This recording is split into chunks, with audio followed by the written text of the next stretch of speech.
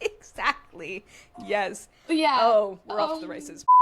Hello, everyone, and welcome back to Call Time, a theater pod. My name is Marisa Helene Mast, and this is the space where we could talk about it all because every role in theater matters. And this is the space where we can laugh, learn, and sometimes call out the chaos. So sign in on the sheet, cause it's call time!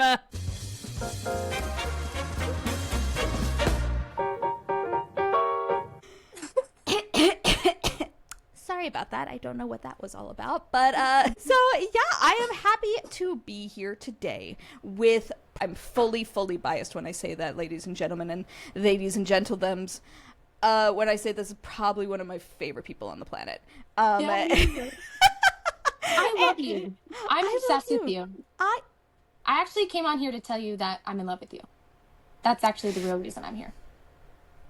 And the feeling is very mutual. The feeling is very mutual. So, ladies and gentlemen, ladies and gentlemen, I would love to introduce you to the entity, the Halloween queen, girl, known as Lydia Slaza. Everybody, it's Lydia Slaza. Oh my god! So smiled. Oh yes. Hello. I'm so happy to be here. Truly. Oh, I'm so happy that you're here. It's been a minute. It has been a minute, and now that we're going into spooky season, I couldn't think of a better person to spend it with, you know, because you literally are the Halloween queen of the universe. Wow. I don't even care if that's not true. It's true here. It's true now. It's true in this space. It's true in this. I don't know everywhere, but yes. It will be true. Oh, yes. What's the next major holiday? Don't say Labor Day. It's Halloween. It's Halloween. Well, I will be very honest with you, everybody. It is technically Summerween right now, but I don't care because time is a social construct. It's Halloween up here. And we need to get the dopamine where we can. We really do. Yeah. We do. And speaking of which, let's take a look at what's happening on today's show, shall we? Yes. This is why I like comedies and dark comedies, because I'm messed up in the head. Yeah. It was literally him facing like his intrusive thoughts and serial killer-esque thoughts, but while also trying to gain the trust of the audience. If we're going to cherry pick that, then there's a lot of other things that we should cut from the musical. Oh my gosh, wasn't that great? Yes. Am I supposed to start something? Wait, nope, was I supposed to say something? No. Oh. Let's do that again, though. Wait. Okay, I'm sorry. Oh my gosh, wasn't that great? It was amazing, truly. The best in the world. The best in the universe. In the universe. In the universe. No one can say otherwise. I'm sorry. Excuse me. I don't know what's happening. It's like there's a demon just here. Lydia, I got a question for you. Yes, Marisa. I hope in my heart of hearts, I truly believe that there is good theater cringe and bad theater cringe, and I would really love to know what you would put in those categories. Okay. I feel like good theater cringe, I'm going to be kind of vague because I feel like this applies to most musicals. I think good theater cringe is when basically any love ballad where two people are locking eyes and it's authentic. And then bad theater cringe, I'm just going to go out on a limb and just say all of Les Mis, which also contradicts my first statement because they do have love ballads. Anytime where two people clearly hate each other and they're put together, it's bad theater cringe. Oh my God. It's hard to watch. Because I also have a similar feeling about this, where if I'm seeing a couple like that's supposed to be in love and you look at them and you're like, no, you're not. You know, right. it takes you out. Yeah. It's about commitment. Not being in the moment, which you could totally hate someone and it could read as love on stage. I've seen it lots of times. Oh, yeah. But yeah, the worst thing ever is having to watch a love scene or maybe even seeing an ingenue losing the love of her life and she's not showing that. It's rough. Yeah. It's cringy. It really is. And or people that, you know what? Or people that say a joke and they pause for laughter, but no one was laughing. That's probably actually worse. That's worse.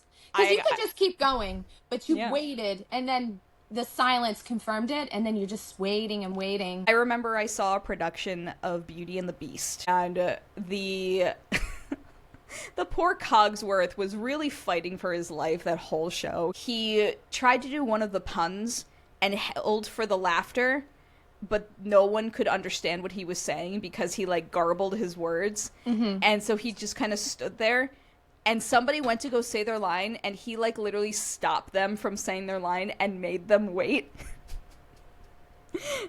And then finally they kept going after, like, what felt like forever, but I think it was, like, maybe 30 seconds. And the worst is when you're in a show with that, you know, it happened in your show, and then you try to talk to that actor, and they have no idea what, like, you're talking about. That is very good and bad theater cringe. Thank you so much for sharing that. I'm sorry for everyone who loves Les Mis, but I really just can't watch it. I don't know what it is. Michael loves Les Mis. It's okay.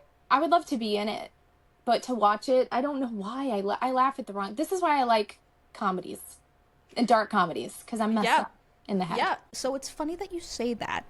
Bad dramas or comedies, because our topic today is a genre stylized, you know, aesthetic that you and I both love, and that's camp.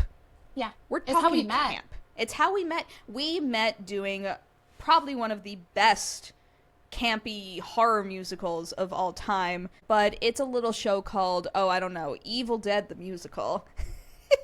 Yes! And I mean, like I said, I'm biased, but, like, you were fantastic in the show.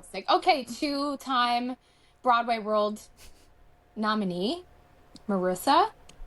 Thank you. Helene Mast. So that was cool. That was pretty cool. And the whole show, I mean, the show itself was nominated, and, like, I think it was a good show, and we sold out every night. 2 years in a row, baby. I mean, listen, I'm not saying we were the best cast, but, like, I think we were pretty freaking good. The blueprint. They're doing it again. Like, if we did do it a third time, I would have been like, I need a wig. I'll bring a wig. We're having a wig. Will you wear wigs? Honestly, wouldn't it be so hilarious if I had my normal hair and then I just had a horrible blonde wig? Like, crazy weave. I think... Yeah. When we do it again, yes, we're going to make all the choices that we want, because I think that'd be great. And so we'd make it even campier. So camp. Let's talk about camp. Yes, The origin of camp. Do you actually know when camp was introduced? See, when I think of when camp was introduced, I'm thinking like Shakespeare. Yeah. I mean... because a lot of his shows were very campy. They were, yeah, and as I have 1700s. Yeah, I would say 17th and early 18th century, which is wild. No, I mean, no, you're good. Time is a social construct, yes. But it's so fascinating to think that it goes that far back, because when I think of camp, I immediately think of, like, the 80s. Yeah. Period.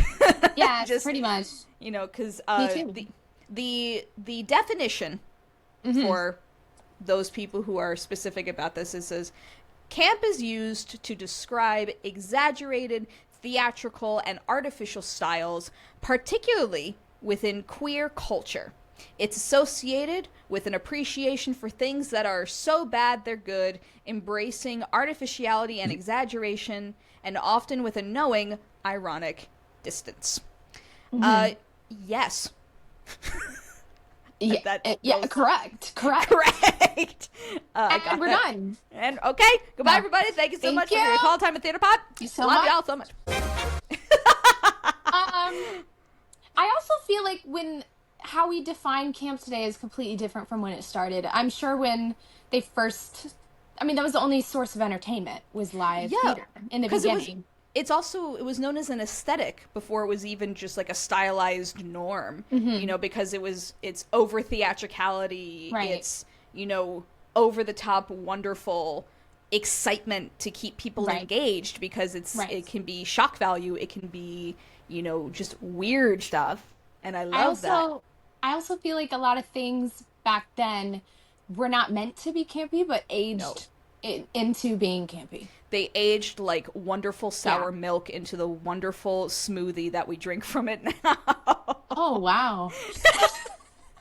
I don't know where I was going, No, I but love that. I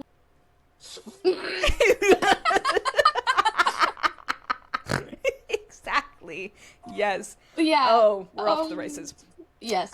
But it's so with all of that being said, the transition from camp into what it was into what it is now came through 17th and 18th centuries and then peaked during the Harlem Renaissance in New York.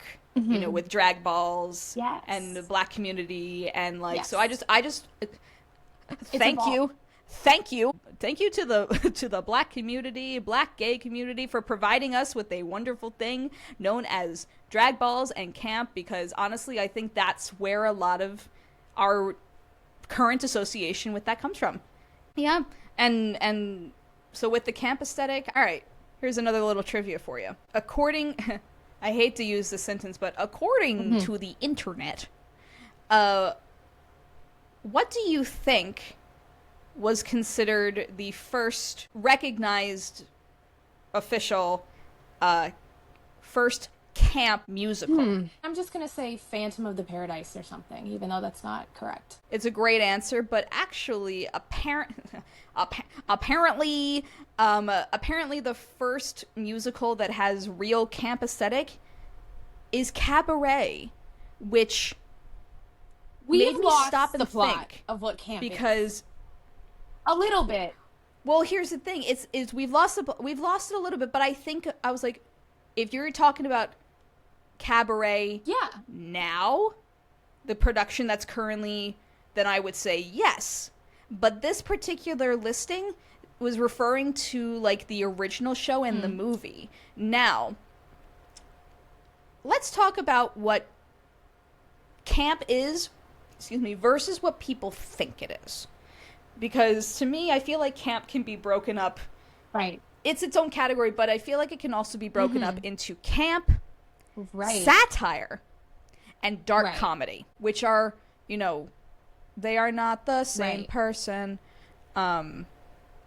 So I want to know, like, from your perspective, what you think the difference is The between difference the three. between satire, camp, and dark comedy. Dark comedy. So let's start with camp. I view something as campy. Yeah. It is over the top and exaggerated, but I think that a lot of times these characters are being portrayed as like really self-aware of how crazy they are, and that is not camp to me. You need to play, it needs to be sincere.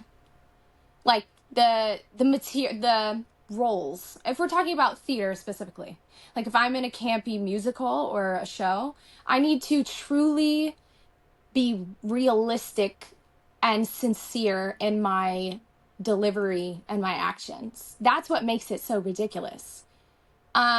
Satire, it's commitment. It's like the audience sees how ridiculous this is, but I am really, if I'm in a horror element, let's use Evil Dead as an example, I'm genuinely terrified. Like I'm actually freaking out. All of my friends are dying. Right.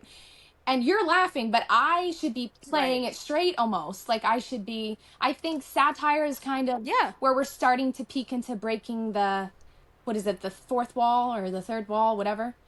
When we're kind of commenting, that's what it is. We're commenting on the material, and I find that's more satirical.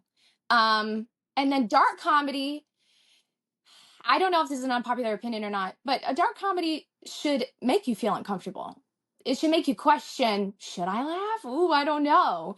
That's what makes it a dark comedy. If you just felt just joyous and laughing and it didn't make you think at all, then it's just a comedy, in my opinion. I think those are all excellent points. I have to agree. The examples I have here where it's like camp is more of an aesthetic.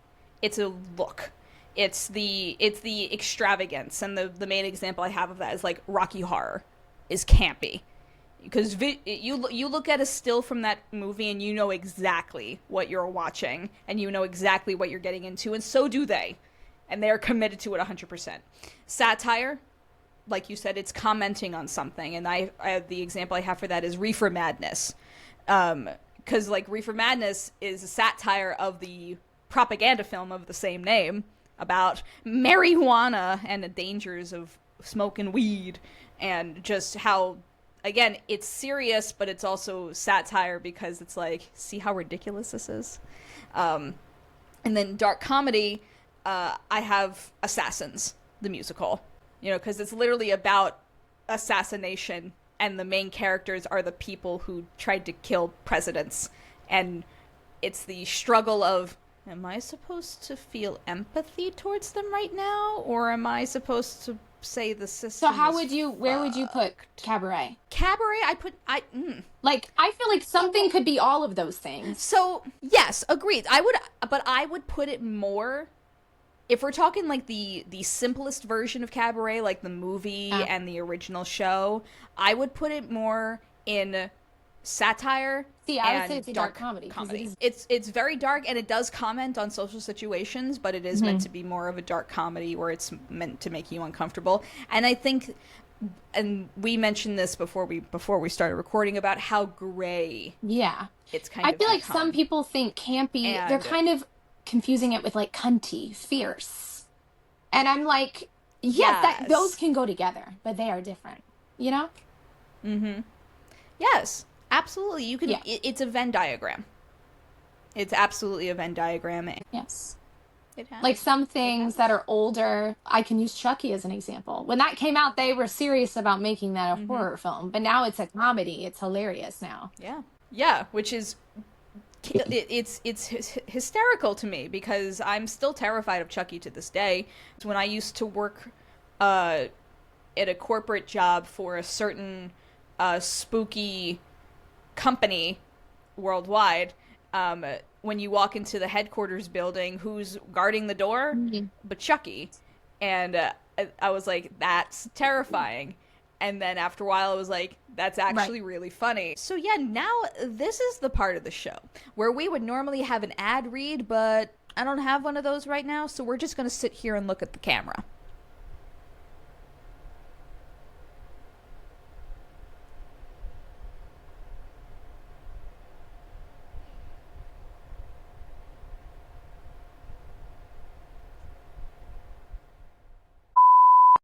All right, we are back here at Call Time, a theater pod, Halloween spooky kooky ooky edition with Lydia Slaza, our Halloween queen, and we are talking camp, horror, campy horror, horror camp, Jason Voorhees. Spooky, here we are. Skeleton. So, Lydia, I want to ask you specifically, you know, because we both love camp. We love campy shows, and a lot of people seem to also love campy shows. So, why do you think it's so appealing for theater? Because people love to laugh. People love to laugh and have fun and not have to take something so serious. Life is already, like, it's a break. It's true. From reality. Does that make sense? I mean, you could say that about any musical, but most comedies have elements of campiness in them. So So I would say people just love to laugh. It's easy to understand. I can't even think of one campy musical that's not easy to follow. And who doesn't love to feel joy? That's my answer. That's true. And it's even funny that you were saying that about, like, it's easy to follow, but like even musicals that I find that aren't as easy to follow, I'm like, good, I don't want to know what's going on, I'm just here. Maybe for it's the easy vibe, to follow to me, but I mean, usually to me too, but sometimes even if it's not, I'm totally fine with that, because it just makes the great thing about it is it's the experience. We're in the world with them. We're experiencing all these things with them in real time. And I can't think of one campy musical that's not based off of something else, really. Well, there's a few, but mainly most of them are kind of from some there's an element to it that's familiar to audiences. Yeah. Absolutely. When I think of campy shows, though, I usually think of them in their own category outside of regular shows. And I know there are some people that would also do that. So even with the appeal of camp, why do you think it's separated so much, or it's made to look like it's not as legitimate as regular melodrama or dramedies? I think that people like to label campy shows as like a cop out, or like it's easier to do, so they don't put as much value on it as they would more serious dramatic shows with a ton of ballads in them, things like that. Hmm. And I don't know why, because it's so much harder to execute comedy than it is to do drama. As an actor, someone who's done both, it really is harder. It's so much Yeah. more humiliating too to not execute comedy correctly, because everyone knows you messed up. Yeah. Whereas a drama, you wouldn't know. You know what I mean? So I don't know. I honestly, my Yeah. short answer is I don't know why people don't put as much value on campy musicals. And so, as an audience member, though, if you had to choose between a campy show and, say, something a little more dramatically stimulating, you know, something that's, I don't know, considered pretentious or more important that you still found interesting, which would you choose? I'm gonna pick the campy show because that is why I started doing musical theater. I did plays and Yeah. even some film work before I ever did a musical ever in my life. And it's funny because the first musical I ever did was, what was it? The Music Man. And I was Mrs. Peru. I was in high school. They drew some lines on me. And it was rough. I love it. Da da da da da da da da da da da. And I thought I hated musicals. I really did. And then the next year we did The Sound of Music. And the reason I loved being in The Music Man, and in the long run it was very campy, is because I got to play this older woman, this Irish woman, and it was so funny that I was playing this character at 15 years old. And I just found so much joy in it. And I personally would pick the campy show over something more dramatic. One, because I feel like my skill set falls there, so I'm kind of biased, but also because it's so much more fulfilling to me. I would also choose a campy show because the stakes are just as real. Yes. And if not higher. Like I said, it's so... and that makes it more it makes it more interesting. It's so much more humiliating to fail at something like that than to do something where you're doing a monologue and it's more dramatic. So you and I, obviously, very, very clearly, we have a deep love of this genre of musicals, camp horror, and so I like to do a little quick, let's do some top 10. Let's do a top 10 right now, and what we're going to do right now is we are going to pull up a list of our top 10 campy horror musicals. We're going to start at the bottom, work our way up, see if we have anything in common. Here's the thing. We are going to have shows in common, but where they are on the list, I'm curious. Now this is a very, I will say, it's a soft list. It's a very soft list because it's hard to really put these in numeric order, except for a few. All right, so starting at number 10, what is your musical at number 10? Sweeney. Okay, interesting. At 10, mine is also, I also have Sweeney on this list, but a little higher up. I have Jekyll and Hyde. Okay. I don't have that on my list, but I do love Jekyll and Hyde. That should have been on my honorable mention, to be honest.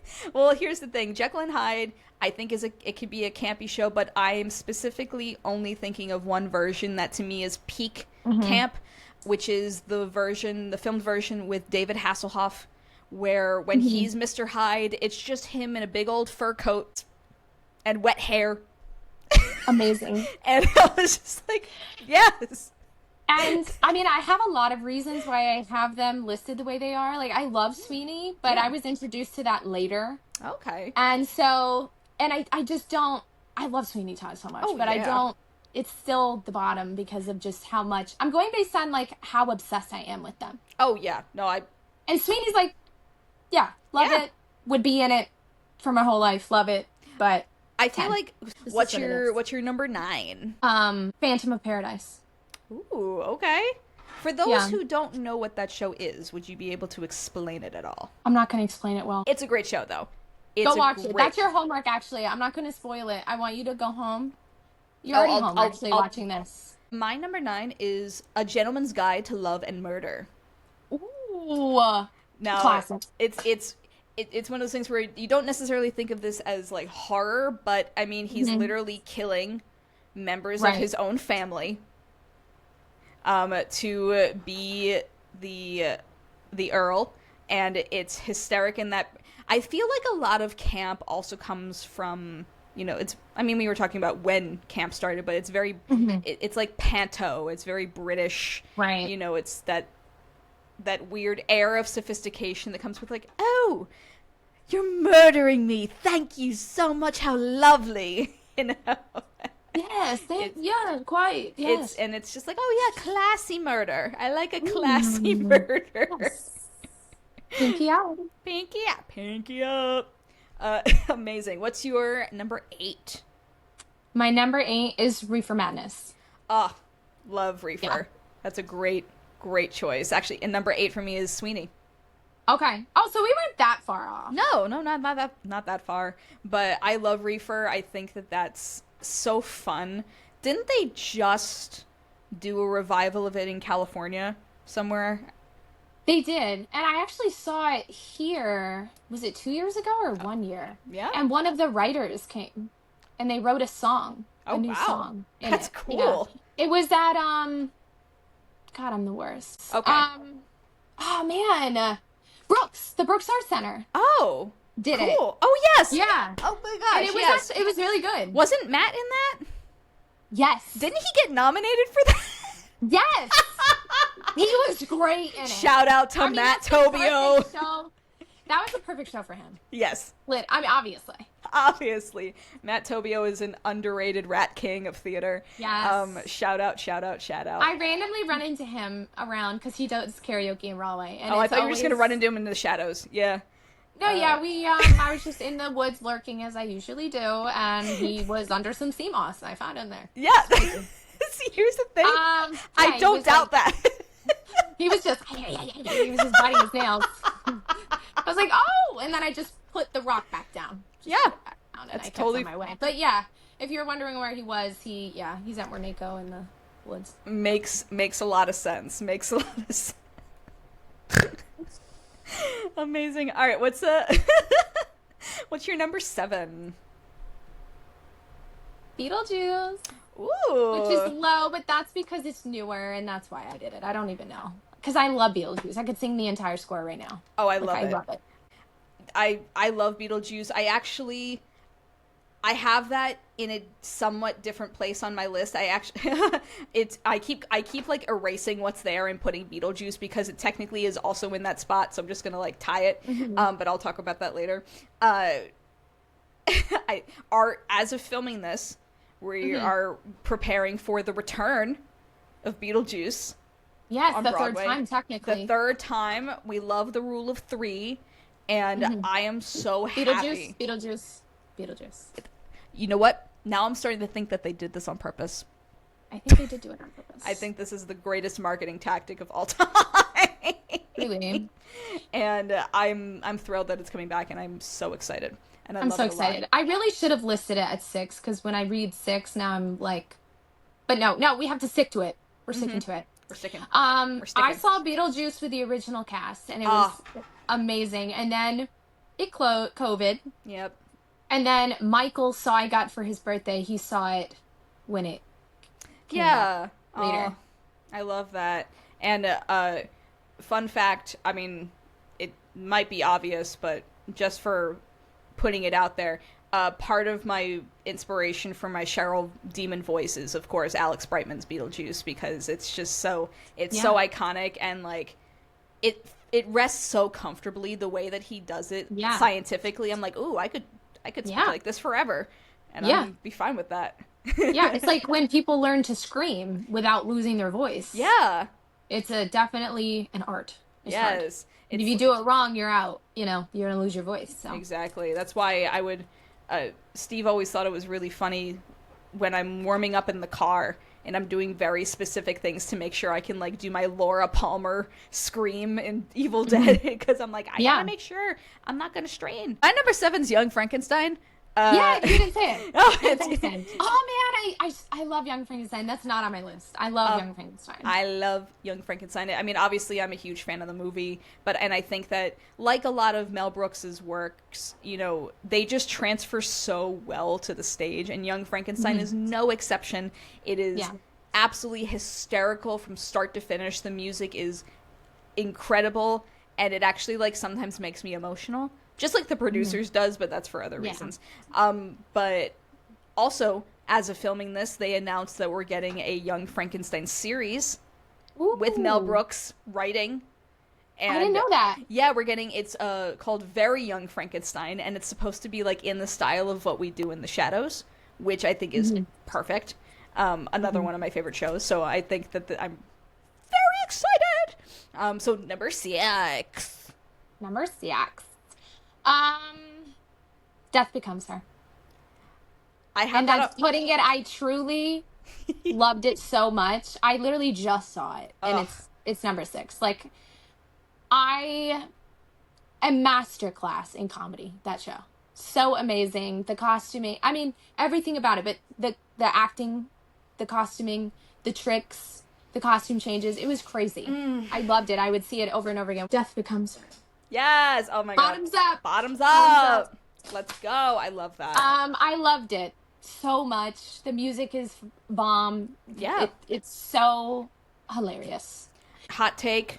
I don't know if it's a hot take, but it's I'm going to put it in hot take. I think that if maybe Happy Ending wasn't in this recent Tony season, I think, and Death Becomes Her gave it, was given some more time, I think it could have taken. Yeah. This is what I'm saying of, like, I feel like comedies never really, they do. I don't want to say never, because they do. They do. But it's just so special. And I also have that show on here, but at a different number. Okay. And so my number 6 is tied. It's Beetlejuice and Zombie Prom. Okay. Okay. I have Zombie Prom. I'll get to it very soon. This was so hard. This list was so difficult to me. Yeah. Because they're all different, and they all mean, some of them introduced me to it, so then I'm like, I feel like that should be higher. Yeah.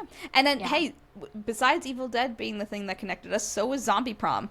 Literally. Because that's what you sang for your audition for Evil Dead. Yeah. And that's what I auditioned with. And I remember him saying, being like pleasantly surprised. I was surprised more people don't sing Zombie Prom or know of it. I feel like nobody knows of it. Nobody does it.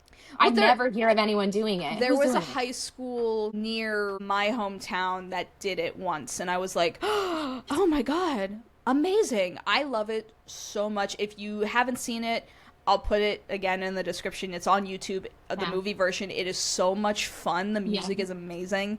And it's on Spotify too. You can listen to it on Spotify. Yes, because it never left off Broadway, which honestly, some shows like this should stay off Broadway where it's truly appreciated.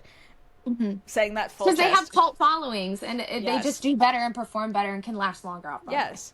Also, to anybody listening, watching, that's looking to produce this show, you have your Miss Strict and Toffee right here. Right here. Yeah. Just saying. We're ready to go. We're ready to go. Rules, regulations, and respect. Number 5.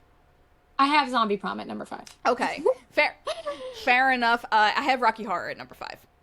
Oh, okay. Probably one of the most fun experiences I've ever had as an actor and as an audience member. Have you been in Rocky Horror? Mm-mm. All right, we need to fix that because it changes your life.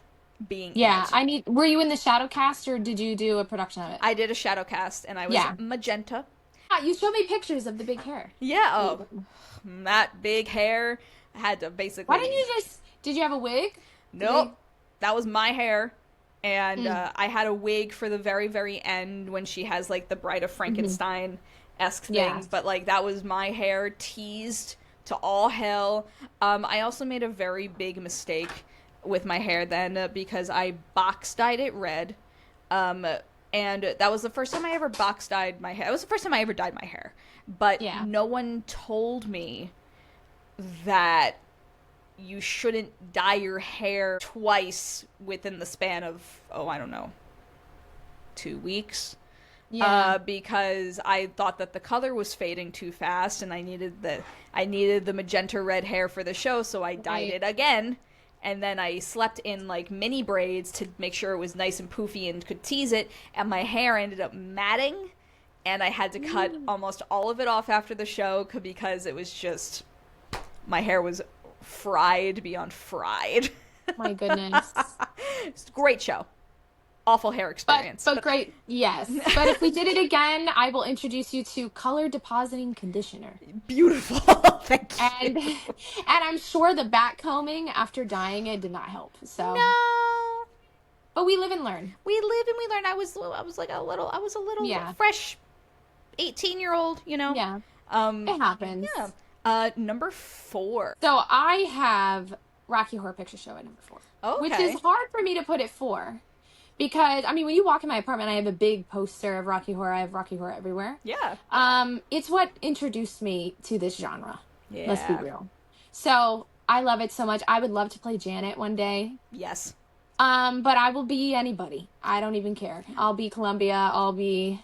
Another whatever. great show to have kind of a... I'm a big believer in campy shows. You do a roulette style with the same cast. If you have everyone in the same troupe, you just pick a name out of a hat. You play that character that night. I think you could play anybody, and that would be so much fun to do. Yes. At number 4, I actually have Evil Dead. I have Evil Dead at number 4.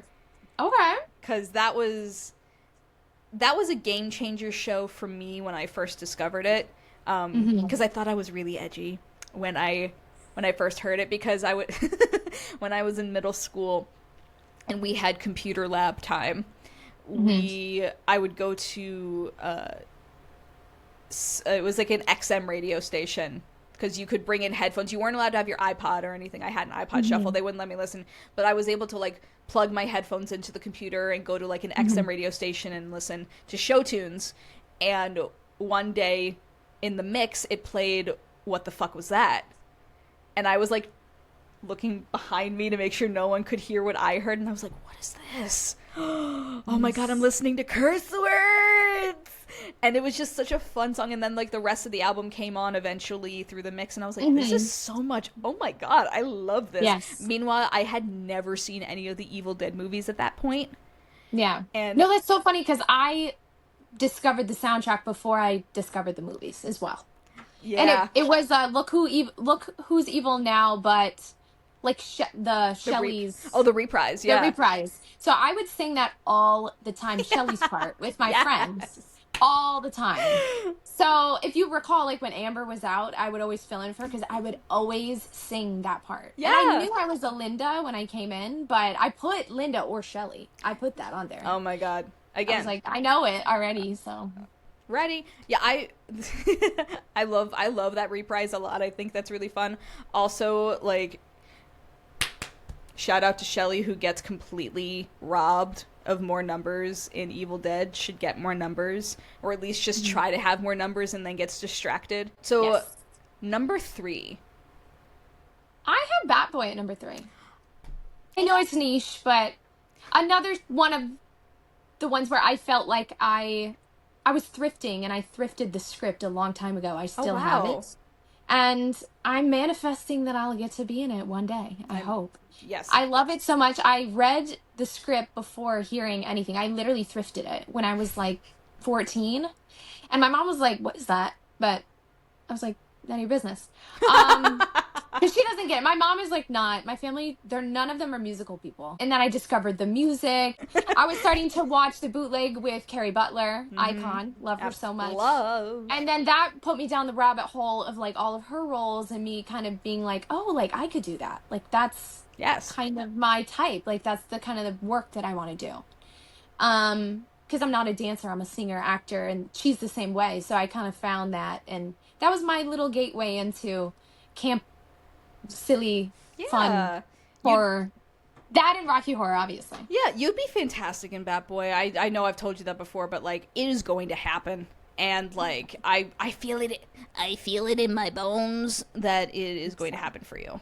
People rarely do it, though. If you're watching this, this is a PSA. Do produce Bat Boy, please. Well, it's weird because so now as of filming this, you know, we have the Bat Boy coming to New York City Center, and which is wild. Was not expecting that in any way, shape, or form. Wait, that's what someone sent me the other day. So people are doing it. But I would say it's the first time we've seen it in like a mainstream theater world, but now and it's because that I think there's like another theater. I got a theater notice. I think there's somebody out in like California doing it, and like another place in Utah. And I was like, okay, let it start sprinkling back in. Well, I was like, my number 3 is Death Becomes Her. That's where I put it, because that's valid. It's become a really huge fixation for me right now. I can't wait for us to be Madeline and Helen someday. Literally, like, we would be perfect as those roles. Not to like toot our own horn, but we'd also be great. Number 2. I put Evil Dead as number 2. I feel like it doesn't. It's silly to put it at number 2, but it means so much to me. Yeah. And it's not just because I did it twice. Like, I went back. I keep a ton of journals. I have like 40 journals that I've journaled my whole life. And I've written about that musical, wanting to do it so many times, the most times. So I did originally have it at like 4. And then before I hopped on here, I moved it up because I was like, I've been thinking about that musical for so long. And it's also the reason why I'm friends with so many people, not even just the people that I did it with, like you. But I've made so many life friends through that musical, like either just consuming it or obviously doing it. So it's stupid, but I love it. And it's sentiment. It's fun. I love that. Yeah, it's very sentimental to me. And what's your number 2? Well, I was going to say, it was originally Evil Dead, and then I switched it for this just because I was like, it's interchangeable. But number 2 for me is Sunset Boulevard. Okay. Which I've never seen it. I'm a bad theater goer. I've never seen Sunset Boulevard. You are not a bad theater person. And I refuse to watch a bootleg. I feel like that's something I need to go see. You need to see it live. I haven't seen it live, but here's the thing. I've heard the music, but it's great score. It's one of the most important movies in my life. And have you seen the movie?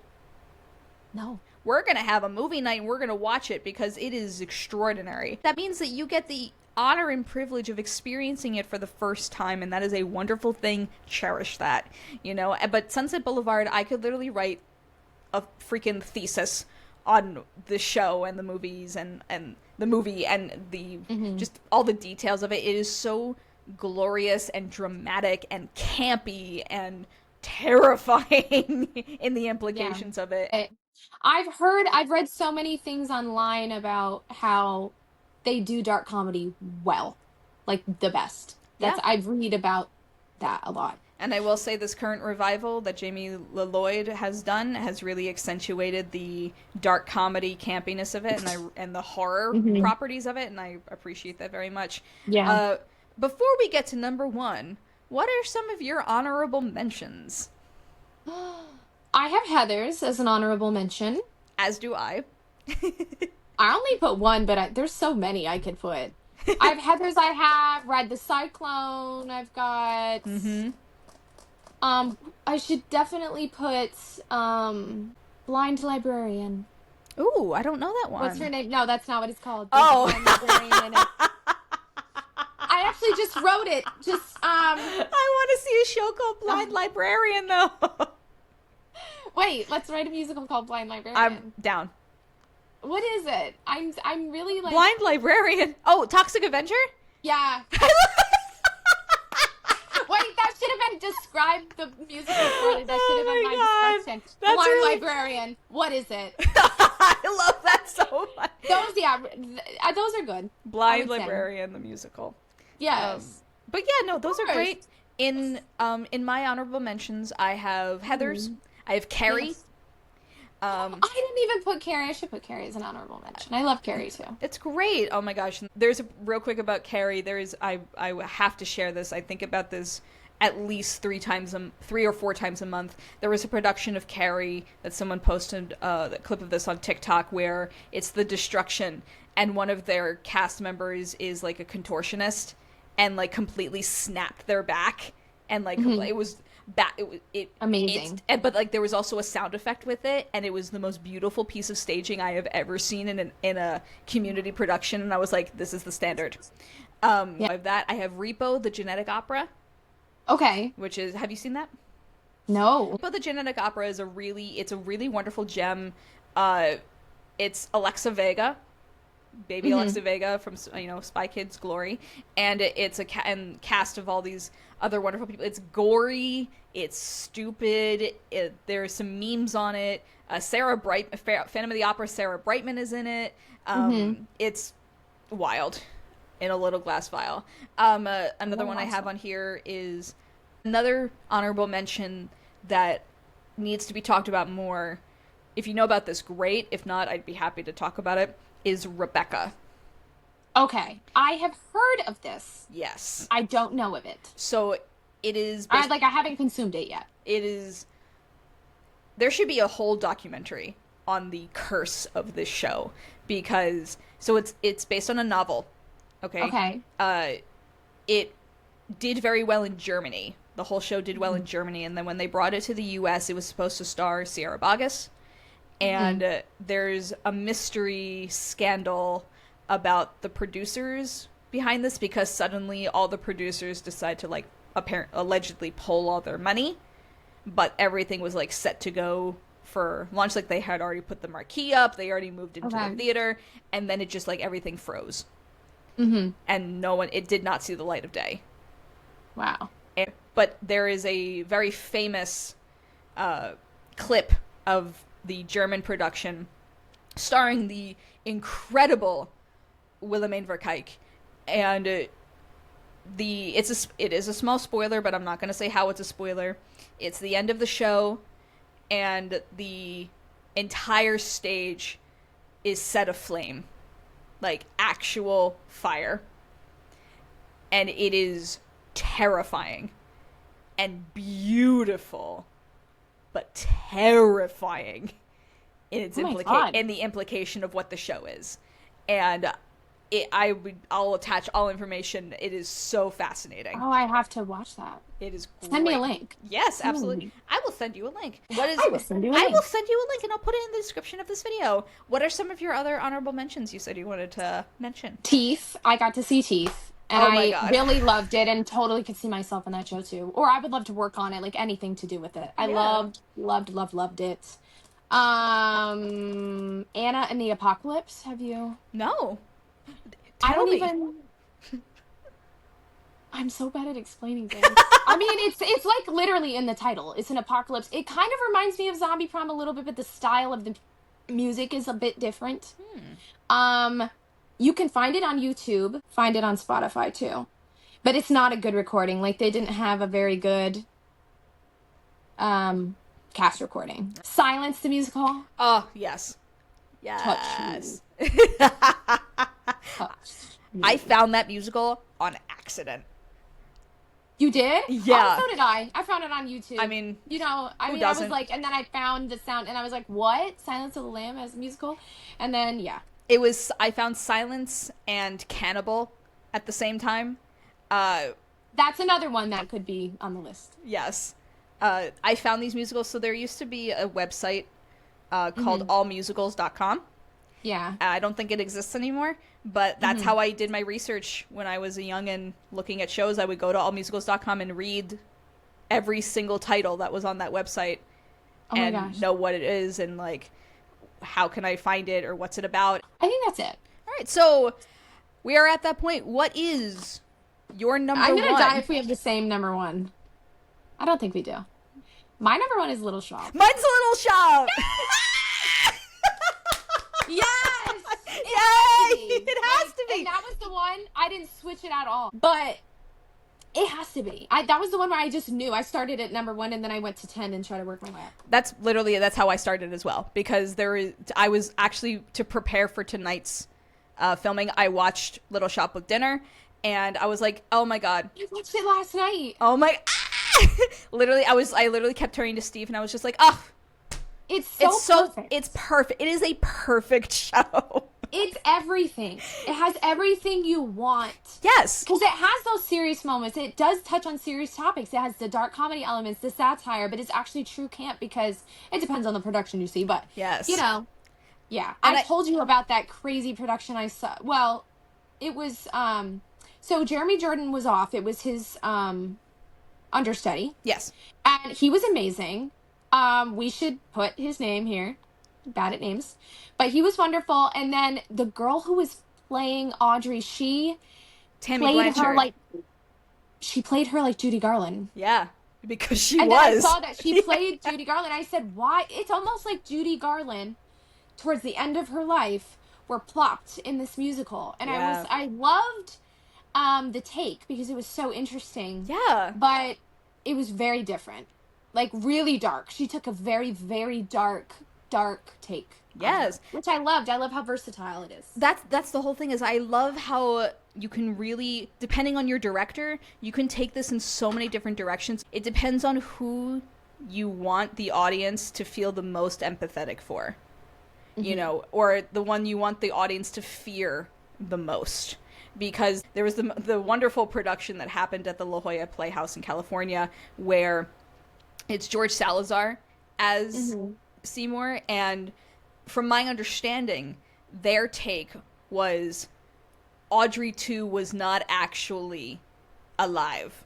Audrey 2 was an element in his brain where he was not well and was and it was literally him facing like his intrusive thoughts and serial killer-esque thoughts, but while also trying to gain the trust of the audience. And I was like, that's interesting. Fascinating. You know, because overall, all these characters are flawed in one way or another, but it all depends on how you want the audience to feel about them.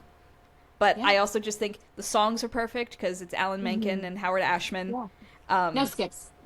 Literally no skips. Yeah. None whatsoever. The original movie, also, I feel like I'm one of the only people that likes the original movie. I love the original movie. The black and white one? Oh, no.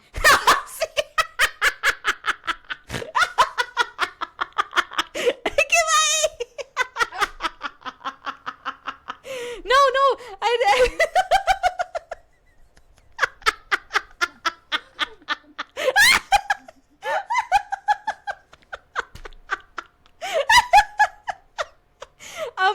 yeah, no, the original black and white movie, I feel like I'm the only person on earth who actually likes that. I almost called you Cheryl. I am Cheryl. Cheryl is here. And I feel like we're learning. Yeah. We're living, we're laughing, and we're learning. I'm learning a lot of new things. This is literally like my favorite musical, and I didn't know that. Yeah, no, it's... Maybe I knew that, and I just kind of forgot about it. That's totally okay. It is... Wait, I'm literally Googling this. Yeah, no, please do. The original musical in black and white has a very young Jack Nicholson in it. And maybe I do know of this, and my brain like deleted it. But you're saying it's good. I enjoy it. I think it's good because it's a source material. You know, you have to think of where we are now and look at the source material and look at how far we've come. And I really respect it and I appreciate it and I love it. Of course, yes. Okay. You know, and then of course, but I will say the movie with Rick Moranis, the one that we all know and love, that's S tier. Yes. Absolute S tier. And Ellen Greene can do no wrong. Yes. She is the definitive Audrey. Yeah, when you said that, I'm like, who hates the movie? Like, I'm thinking that in my mind. You're like not talking about it. Actually, there are some people who don't like the movie because it depends on which version of the movie you see. If you see the regular TV or regular theatrical cut, it's the one where they live. Right. And then you think of the show version or the director's cut, they die. Right. Spoiler. Oops. Well, it's fine. everyone watching this knows this, I fear. I hope. I mean, and if you don't, sorry, not sorry. Go check it out. Go check out Little Shop of Horrors. Go check it out. Check it out right now. Yeah, go check it out. We'll wait. We'll wait. Yeah, so I love our top 10. I think that was so much fun. I'm so glad that we ended the way that we did. I was hoping and I knew it. I kept thinking that the whole time. I was like, do we have the same number one? Friendship. But it's just correct. It's the correct number one. It is a correct number one. So all of this being said, I want to know, you know, we've talked about this before, you know, a lot of these shows, I feel, are really great introductions into the theater world for non-theater people. Why do you think that is? I think because people can see themselves in it, even though they're so ridiculous and they're so digestible and easy to consume from everyone. Because you don't leave a musical like that not laughing. But That's also true. there's always serious takeaways too from them. That's true. I've also found that like a good number of things from campy shows become radio hits. And so they are easily entered into the mainstream of music, and therefore you have that connection right there. Be like, oh, I know this song. And they're always trending. I mean, look at TikTok. Theater is always trending on TikTok. And it's always what kind of musical? Yeah. It's like Beetlejuice, Death Becomes Her. Mm-hmm. You stole my life. You made me cuckoo. Literally. Yeah, like it's always trending. I think that you don't go to that and not have a good time. And it makes you want to look up more. Oh, like there are more musicals like this. Yeah. That exists. Exactly. So this is something that was posed to me recently that I would love your opinion on as well. Some people seem to think that when a show is campy, it can often slide into laziness and not give you as good quality in terms of book or score because it's relying on being camp and ridiculous. Do you feel that camp could be a crutch? I think that when you're lazy, you cannot execute campy musicals well. It's not going to read well. You kind of have to match the energy of the show. Yeah. And I think that you don't have room for laziness, actually, because you have to have that high energy. Yeah. Highs and the extreme highs and the extreme lows throughout. And like I said previously, when you don't land in comedy, it's humiliating. When you don't land in drama, no one knows. You know what I mean? Right. It's silent. So I just disagree with that because I think if you are lazy, it's going to be really obvious. Yeah. That you're just relying on the lines in the script. You're relying on that body, honey. Like it's just it's something where it's something where like, oh, no one's going to notice this. Yes, they will. And I think that camp, remember, in its simplest state, camp is an aesthetic.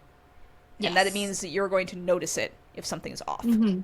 And then that makes everything else kind of fall with it. Like it's a big old domino effect. Yes. Which could end in hilarity, but more than likely not.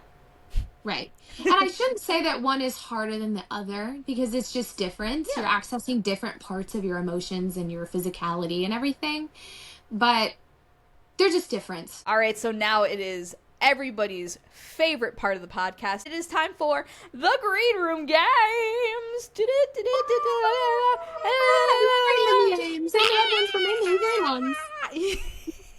It was red and yellow and green and brown and awesome. So today's You're green. You're green. I am.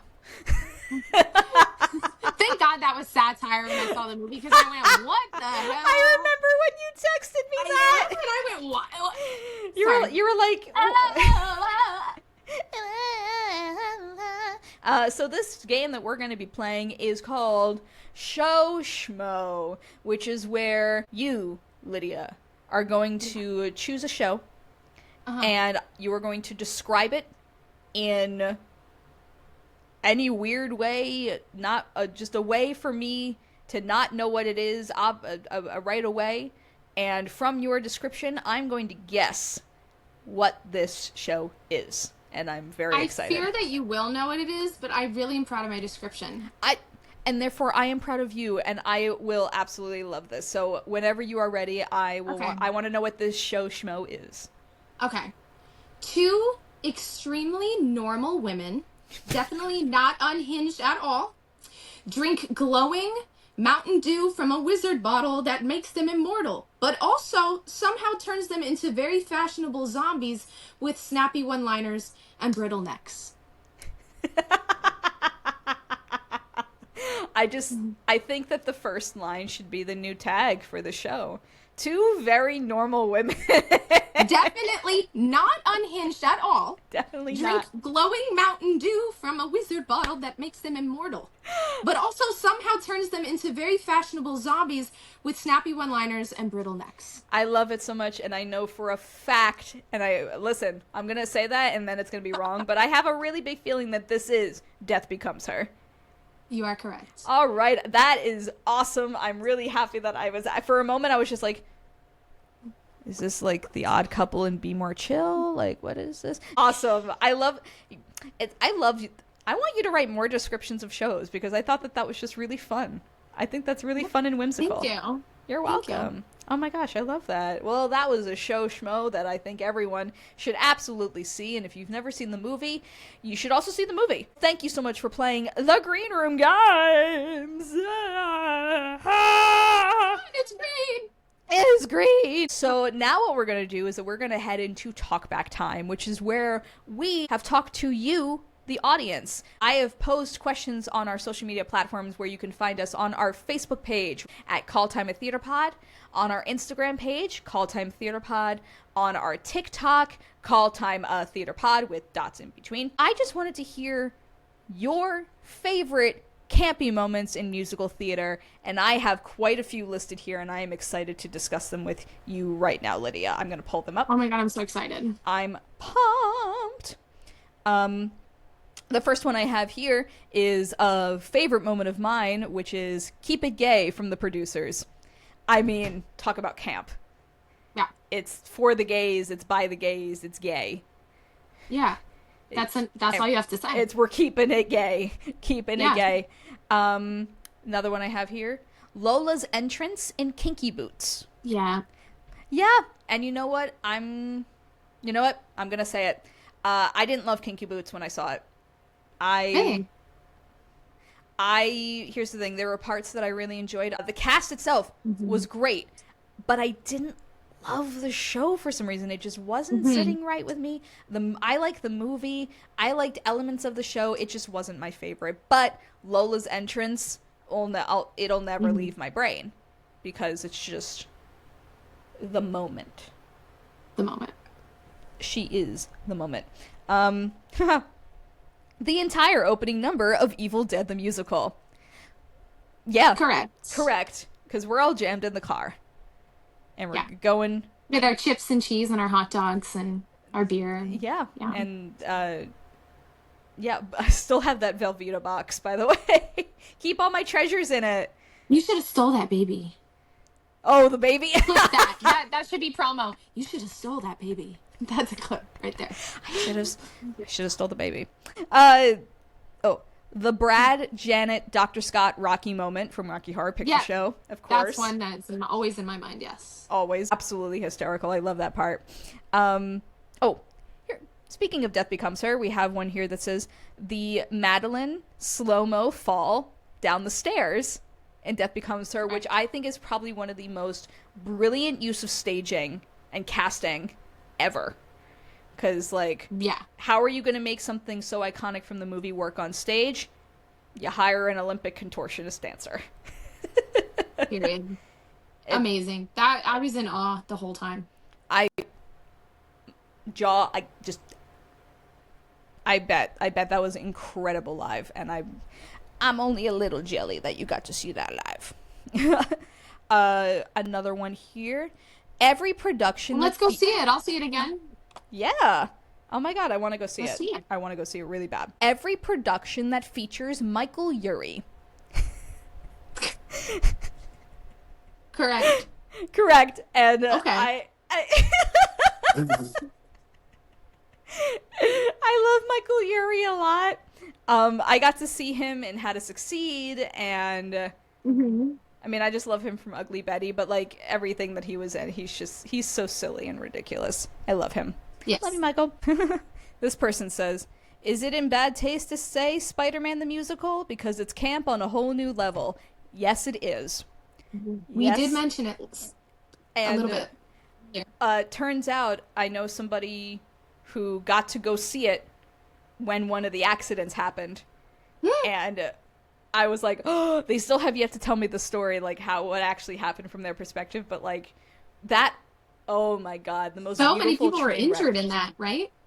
Yeah, there's actually a really wonderful video that I will link right here that goes into the whole thing about Spider-Man the Musical. I think this video was done by Wait in the Wings, If you're not familiar, totally check out their channel. Love them to pieces. The financial setback that show created, but also just it shouldn't have been a thing, but it's campy legend now. It's legendary. Yes. And do you think that we'll ever try again? Maybe that should be at a lower stake level. Yeah. Test it out. Do it completely different. Maybe outside. Just don't do what you did before. Yeah. That's it. Or just maybe a different setting. Maybe outside. Maybe that's crazy to say. I don't know. We're starting to do more immersive things. We are. So, and I think that it's interesting, though, really quick about Spider-Man is, like, one of the reasons why I got kind of frustrated is because I got to see Tarzan when it was on Broadway. I got to see that twice because it was awesome. I loved it a lot. But, like, they had people swinging in that show. Yeah. And nobody that I know of was injured. There was nothing out there about that. That seems like maybe a bad team that's... Maybe not a bad team, but not the right people to ensure safety.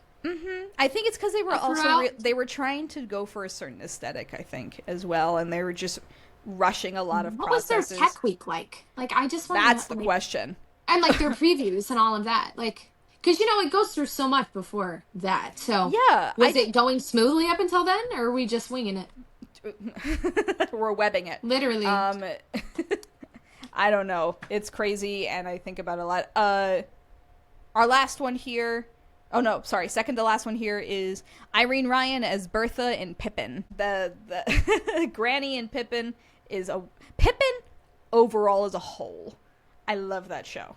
I love it. And I love how the revival of it when it first hit Broadway is so different. Yeah. So different. I love Pippin. I feel like that's an unpopular opinion in the theater community. Most people I talk to hate Pippin. I love Pippin because it's so versatile. You can do it so many different ways. Yeah. I love it. I love it too. And I think it can be as camp as you want it to be. You know, because I've seen people who do it super traditional, you know, still in the regular circus, which is campy enough. But, like, I think I even sent you a clip of a production that went, like, full-on hospital. And I was like, wow, that's crazy. That is crazy. But I love that. I love that when you go into a production of Pippin, you don't really know exactly what you're going to get. Yeah. Speaking of which, in a similar sense, the last comment we have here is the entirety of Heathers. Let's talk about... Oh, wow, nice costume change. Oh, wait, this whole thing? This? Come on, Heather Mack. I had this on the whole time. Oh, my God. Yeah, I had this on the entire time. That's crazy. Oh, my God. Heather Mack. Why are you gaslighting me? I was about to say Heather Mack is gaslighting me. Yeah. I also am Sheriff from Clueless, also at the same time. So, Heathers is a musical that I got to see it off Broadway the first time, and I thought it was so much fun because it really plays into the dark comedy aspects of it. And it was also a really great audience for that show, at least when I was there, because everyone was like, we're all here experiencing the same thing. We're all in on the joke. We are fully aware that these are really dark things to be laughing about. And we're all comfortable enough to laugh about them because of the exaggeration and dramatization of it. Now, from my understanding, that as of filming this, the new production that is currently running is still in its dark comedic ways. There has been, from my understanding, a softening of that due to many reasons.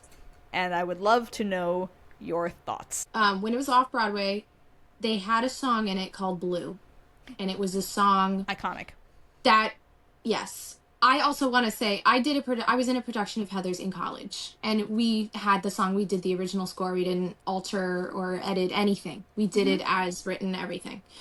So, and then when it was on the West End, correct, in London, they cut that song and they made a few adjustments. They added You're Welcome. They basically replaced Blue with the song called You're Welcome. Yes. So the song Blue is about, as you know, these two jocks are essentially date raping Veronica. Yeah. Or looking to date rape her. Yeah. And, you know, a lot of people found that to be, you know, it's a really serious topic, something that's pretty crazy to be laughing about. Yes. But as my opinion is, it's a dark comedy, and I really do actually like the score as is. Or if we're gonna cut the song, just cut the song. Don't replace it with. I do not like that song, You're Welcome, personally. I think it doesn't fit in, it doesn't sit well in the score. It's a skippable number. My thing is you could cut it out and the plot would still move. I mean, you would have to have some lines in there, obviously, to move it along. But yeah, I have not seen the off-Broadway production yet. But yeah, I love it as a dark comedy. Like I have said before, I think that dark comedies are supposed to make you uncomfortable. They're supposed to make you question, should I be laughing at this? This is such a serious topic. And the reason why I am pro either keeping blue or just cutting it, if it makes you uncomfortable, is because if we're going to cherry pick that, then there's a lot of other things that we should cut from the musical. And I gave the example of Heather McNamara. She's trying to commit suicide, literally. The front of the stage, she's trying to open stupid child-proof caps, and everyone's laughing. And while they're telling her to kill herself, the whole student body is telling her, do it. Go ahead and do it. Yeah. So I think the entire musical is very dark. We talk about suicide, murder, like crazy psychological manipulation. It's date rape, eating disorders, disorders. It's insane. And I think that the whole musical falls under that blue umbrella. Like it's the whole thing is. I think it just depends on how you execute it, and there are ways that you can execute it well and ways that maybe it could come across too much, but it's supposed to be. That was how it was written. I really did love that they gave Heather Duke a song. Yes, that like I'm her happy moment. about. I loved that. I loved that. Absolutely. So it's not that I hated all of the tweaks from that, and I don't want to speak on the off-Broadway because I haven't seen it yet. I've seen little clips and things. But I heard through the grapevine that they really played up the satire, like a lot more. And they did soften the series. They made some edits. Yes. Yeah. Do you think that stuff like this is going to affect other campy shows in the future?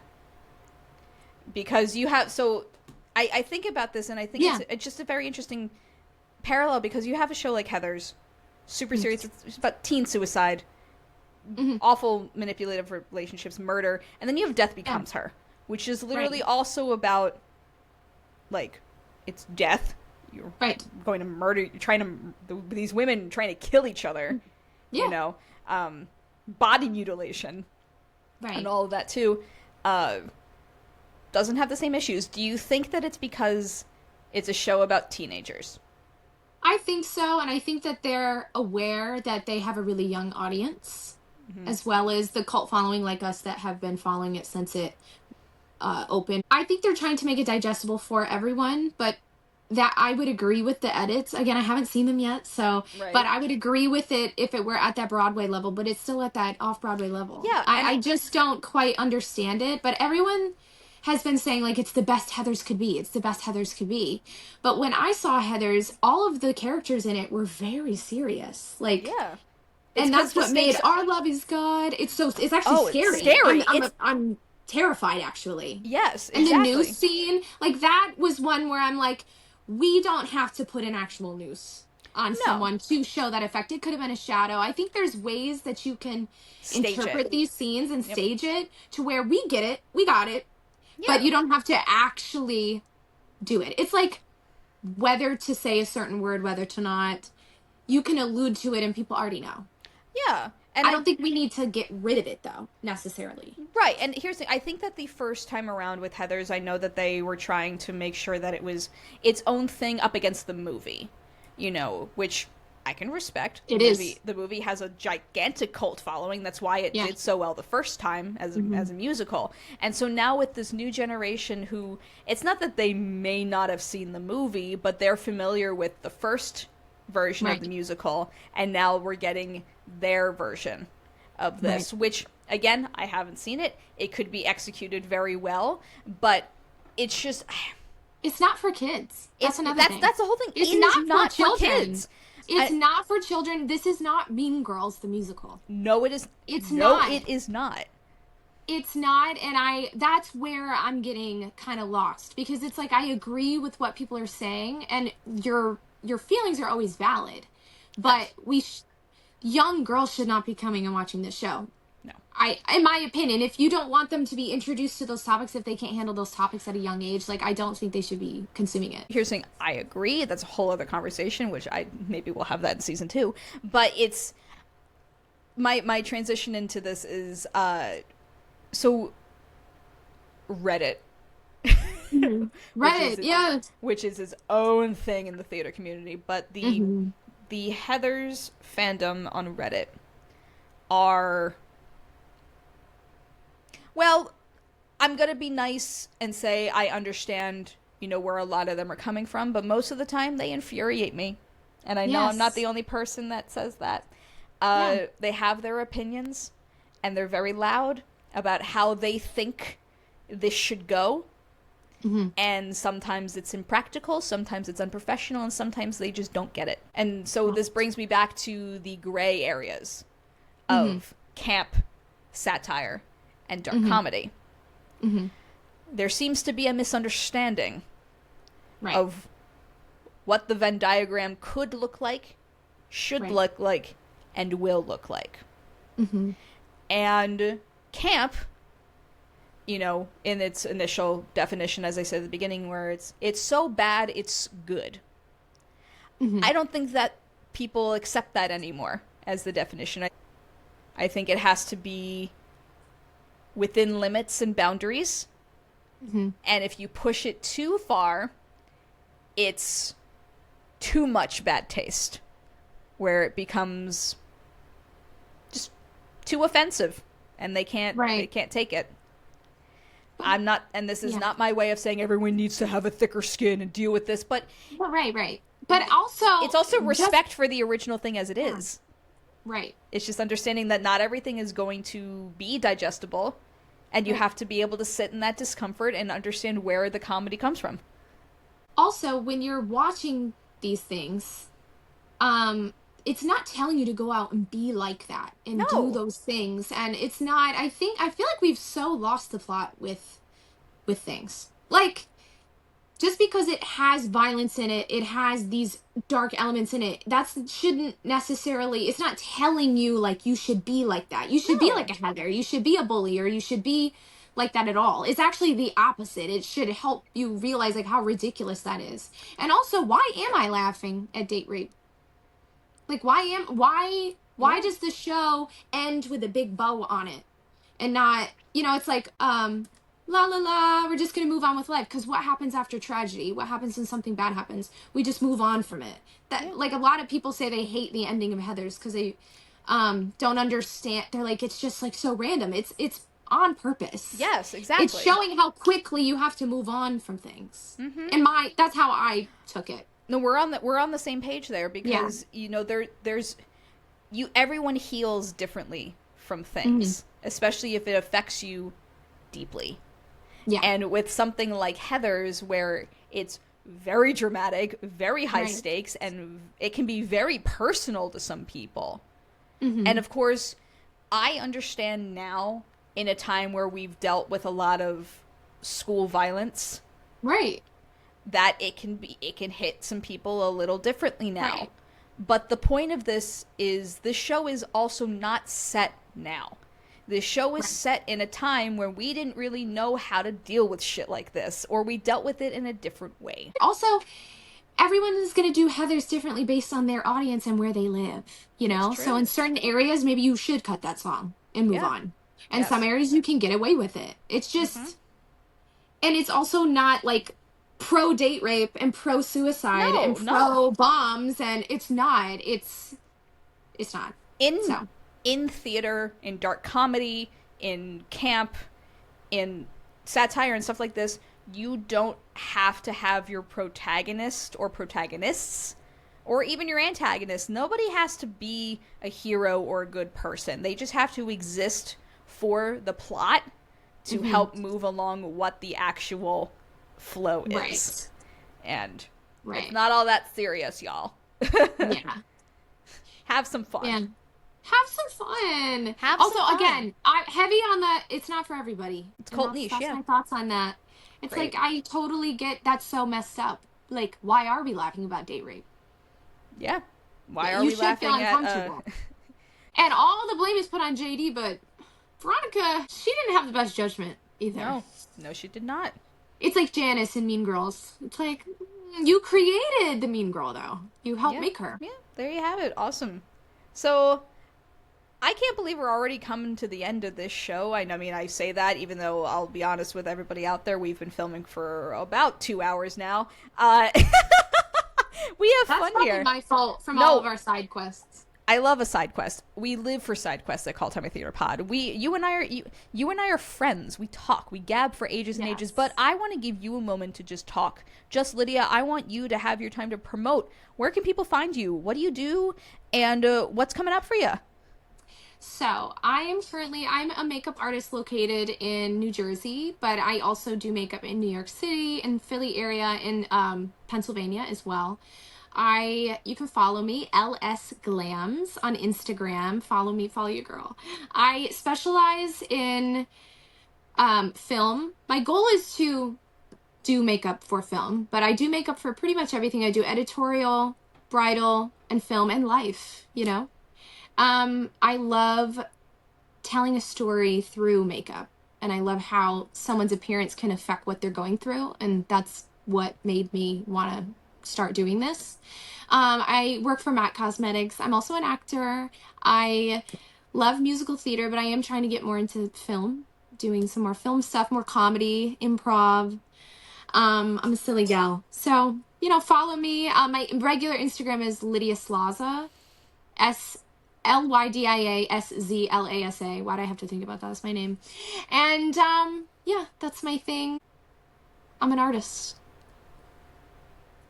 I'm different. I'm quirky. I'm different. And Marisa! Lydia! And you are wonderful, and I am so happy to have you here. My God. You're beautiful. You're beautiful. You're beautiful. And I model a little bit, but I'm not trying to be a model. Don't ask me. But like, you natural model status, and I mean it. Like, I've been saying this whole time, I'm biased, but like, and I do a Halloween series. I forgot to plug that. Let's talk. So I also do a Halloween series that I've done every year since 2020. That actually started when we were all locked up and not allowed to party. You're not supposed to be partying. Some of y'all broke the rules. I'm doing a series this year, and the theme is nostalgia. So it's all things from my childhood and things that are near and dear to my heart, and what made me love horror, and just why I love Halloween so much. Lydia, I am so happy that I was able to have you here today. You are an incredible human, and I am so freaking proud of you for everything that you're doing. Just everything that you're doing. You're seriously, it's inspiring. It's inspiring. You're such a creative and wonderful person, and I am so excited for everything that's coming for you and your success, and I'm so excited for your Halloween series. I look forward to that every year now, and definitely going to be putting all that information on screen in the video description. You know what? I don't want this to I don't want to go. I don't want this to end, but we are here at the end of today's episode. Thank you so much for tuning in and signing in to Call Time a Theater Pod. My name is Marisa Helene Mast. You're the audience. Bye-bye now.